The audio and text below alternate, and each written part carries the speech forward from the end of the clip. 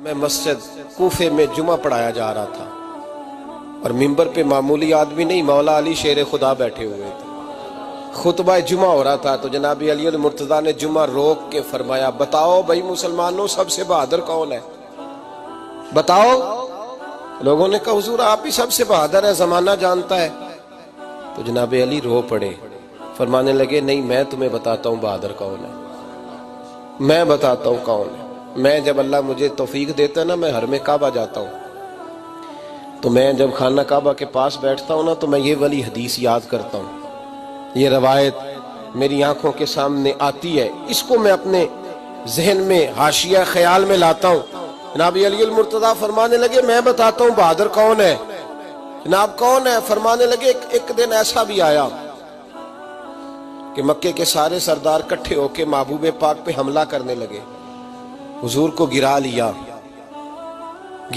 نبی پر۔ میٹھا ہی کھانا صرف سنت نہیں، پتھر کھانا بھی سنت ہے، صرف حلوہ کھانا سنت نہیں، پتھر کھانا بھی، اس سنت کو بھی ادا کرنا۔ کہتے ہیں تھوڑے سے میٹھے چاول بھی کھا لو، کھانے کے ساتھ سنت ہے۔ میں نے کہا بھائی کبھی کبھی پتھر کھانا بھی سنت ہے، اس پر بھی توجہ کریں، اس کا بھی تھوڑا خیال فرمائیں۔ کہتے ہیں حضرت علی کے کفار مکہ نے نبی پاک صلی اللہ علیہ وسلم کو گرا لیا اور معاذ اللہ تشدد کرنے لگے۔ فرماتے ہیں کوئی زور زور سے پکار رہا تھا، میرے کانوں میں آواز آئی جب میں گھر میں تھا، کوئی زور زور سے پکار رہا تھا، اور وہ کیا کہہ رہا تھا؟ کوئی ابو بکر کو خبر کرو، کوئی صدیق اکبر کو بتاؤ کہ قریش مکہ محبوب علیہ السلام کو تکلیف دے رہے ہیں، بتاؤ۔ حضرت علی کہتے ہیں جب تک میں باہر نکلا تو میں نے ابو بکر کو دوڑتے ہوئے دیکھا، صدیق اکبر کے پیروں میں جوتا کوئی نہیں، سر پہ ٹوپی کوئی نہیں، تینوں لب دیاں آپ گواچے، سانو اپنی خبر نہیں کوئی۔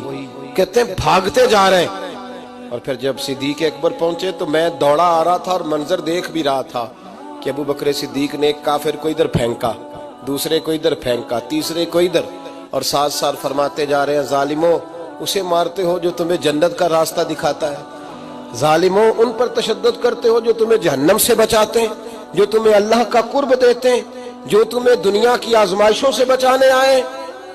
کہتے ہیں جب جناب صدیق اکبر نے دیکھا کہ پیچھے نہیں ہٹ رہے، بڑا مشکل کام نہیں کسی کے حصے کی مار کھانا، دین کا نام لے کے اپنا قد اونچا کرنا بڑا آسان ہے، لیکن 4 اینٹیں اٹھا کے کسی مسجد میں لگانی پڑ جائیں تو لوگوں کی شان میں کمی آتی ہے معاذ اللہ۔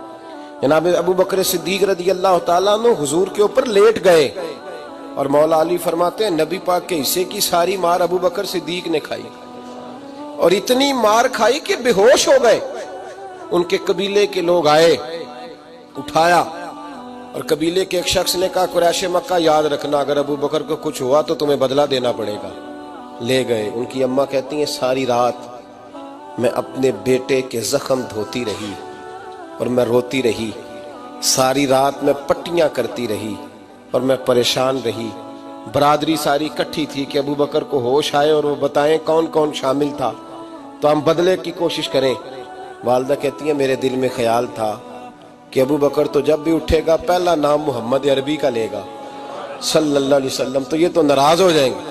کہتی خیال تھا کہ تھوڑی دیر کے لیے اپنے محبوب کا نام کبھی معاذ اللہ نہ لیں، برادری کٹھی ہے، میرے دل میں خیال تھا، لیکن کہتے ہیں وہی ہوا۔ حضرت سیدنا ابو بکر صدیق کی آنکھ کھلی، کہا حضور کا پتہ بتاؤ۔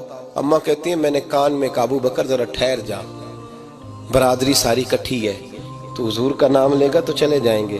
تو کہتے ہیں ابو بکر اٹھ کے بیٹھ گئے، کہنے لگے جس نے بیٹھنا ہے بیٹھے، جس نے جانا ہے جائے، مجھے برادری کی ضرورت نہیں، مدینے والے محبوب کی ضرورت۔